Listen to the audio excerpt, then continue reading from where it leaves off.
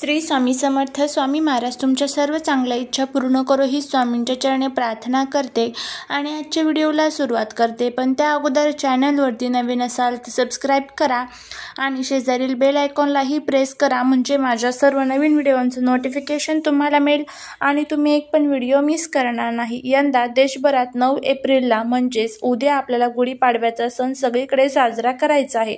या दिवशी घरोघरी गुढी उभारून पुरणपोळीचा नैवेद्य दाखवला जातो. चैत्र महिन्याची प्रतिपदा 8 एप्रिलला सोमवारी रात्री 11:50 सुरू होणार आहे.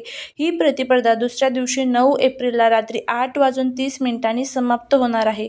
त्यामुळे यंदा गुढीपाडव्याचा सण हा 9 एप्रिलला मंगळवारी आपल्याला साजरा करायचा आहे. मंगळवारी 9 तारखेला सकाळी 6:02 ते 10:17 पूजेचा शुभ मुहूर्त आहे. तुम्ही या शुभ मुहूर्तावर गुढीची पूजा करून ती उभारू शकता.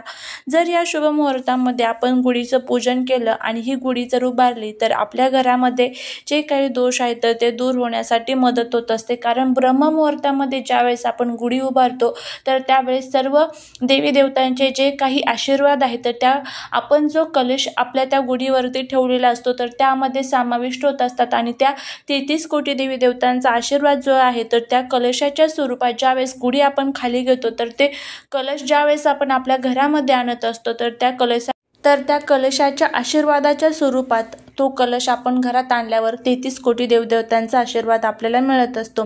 तर या गुढीपाडव्याच्या दिवशी तुम्हाला काय काय करायचं आहे ते आपण बघणार आहोत आणि त्याचबरोबर आपल्या मुलांसाठी प्रत्येक आईने आपल्या मुलांसाठी मुलींसाठी उद्या एक दिवा लावायचा आहे. मुलांच्या जीवनातले जे काही दोष अडचणी विघ्न आहेत ना तर ते दूर होण्यासाठी, मुलांच्या अभ्यासात नोकरीत व्यवसायात प्रगती होण्यासाठी तुम्हाला हा जो उपाय तो करायचा आहे. तुमचा मुलगा कितीही लहान असला किंवा कितीही मोठा असला किंवा मुलगी असू द्या तर कोणाहीसाठी तुम्ही हा जो दिवा आहे तो लावू शकता. मुलगा तुमच्यापासून लांब असला शिक्षणासाठी तरीही तुम्ही हा जो दिवा आहे तो लावू शकता. तर गुढीपाडव्याच्या दिवशी तुम्हाला सकाळी लवकर उठायचं आहे. ब्रह्ममुहूर्तामध्ये जर उठले तर अतिशय उत्तम. त्यानंतर आंघोळीच्या पाण्यामध्ये काही वस्तू टाकायच्या आहेत, त्याचा व्हिडिओ चॅनलवरती आहे, नक्की जाऊन चेक करा. त्यानंतर स्वच्छ कपडे परिधान करायचे आहेत आणि देवांची पूजा करून आपल्याला प्रार्थना करायची आहे. आणि ज्या जागेवरती तुम्ही गुढी उभारणार आहात ती जागा तिथे तुम्हाला स्वच्छ करायची आहे.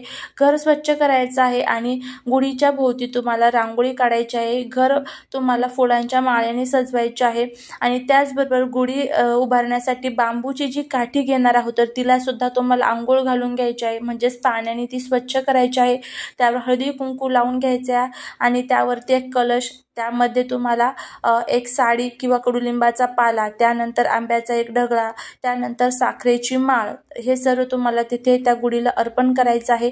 आणि अशा पद्धतीने तुम्हाला ही गुढीची जी स्थापना आहे तर ती करायची आहे. गुढीला धूप दीप अगरबत्ती नैवेद्य गंध फुलं अक्षदा सर्व अर्पण करायचं आहे. गुढीच्या भोवती तुम्हाला एक मंत्र म्हणायचा आहे, त्याचाही व्हिडिओ चॅनलवरती आहे, जाऊन चेक करा. गुढीला पुरणपोळीचा नैवेद्य दाखवायचा आहे आणि उत्तम आरोग्यासाठी तुम्हाला गुढीकडे प्रार्थना करायची आहे. घरामध्ये सुख समृद्धी धन दौलत ऐश्वर्याची बरकत घेऊन या अशी आपल्याला त्यांना प्रार्थना करायची आहे. तर अशा पद्धतीने उद्या मंगळवारी तुम्हाला गुढीपाडव्याचा जो सण आहे तर तो साजरा करायचा आहे.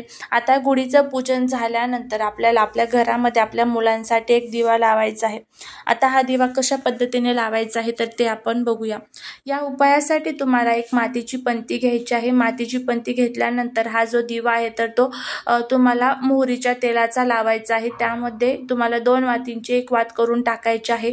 आणि आता हे जे 2 साहित्य सांगत आहे तर ते तुम्हाला तुमच्या मुलांवरून ओवाळून तुम्हाला त्या दिव्यामध्ये टाकायचं आहे. कोणतं तर काळी मिरी आणि कापूर, 2 ते 3 काळी मिरी घ्यायची आणि एक कापूरची वडी तुम्हाला घ्यायची आहे.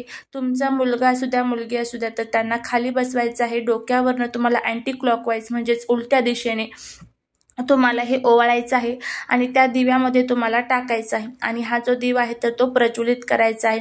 माझ्या मुलाच्या जीवनातले जे काही विघ्न आहेत, संकट आहेत, अडचणी आहेत, दोष आहेत तर ते सर्व या दिव्यामध्ये जळून जाणार आहे आणि माझ्या मुलाच्या अवतीभोवती असणाऱ्या सर्व नकारात्मकता नष्ट होणार आहे. अशा पद्धतीचा भाव ठेवून तुम्हाला हा जो दिवा आहे तर तो आपल्या मुलांसाठी उद्या लावायचा आहे. 2 मुलं असेल तर दोघांसाठी सेपरेट दिवा तुम्हाला लावायची गरज नाही. फक्त जे साहित्य तुम्ही घेणार आहात तर ते तुम्ही तुम्ही सेपरेट घेऊन एकाच दिव्यामध्ये तुम्ही टाकू शकता। उद्या सकाळीच तुम्हाला हा जो दिवा आहे तर तो लावायचा आहे। कमीत कमी हा दिवा जो आहे 1 ते 2 तास तरी जळेल, याची तुम्हाला काळजी घ्यायची आहे। वाऱ्याच्या मुळे जर दिवा विझला तर तो परत प्रज्वलित करायचा नाही। दिव्यामध्ये जे काही साहित्य आहे उरलेलं तर ते निर्माल्यात टाकायचं। त्यामुळेच तुम्हाला सांगितलं की जर तुमच्या घरामध्ये तुम्ही हा जो दिवा लावला तर तो कमीत कमी 1 ते 2 तास तरी जळेल आणि त्यातलं जे साहित्य आहे ते सुद्धा जळून जाईल।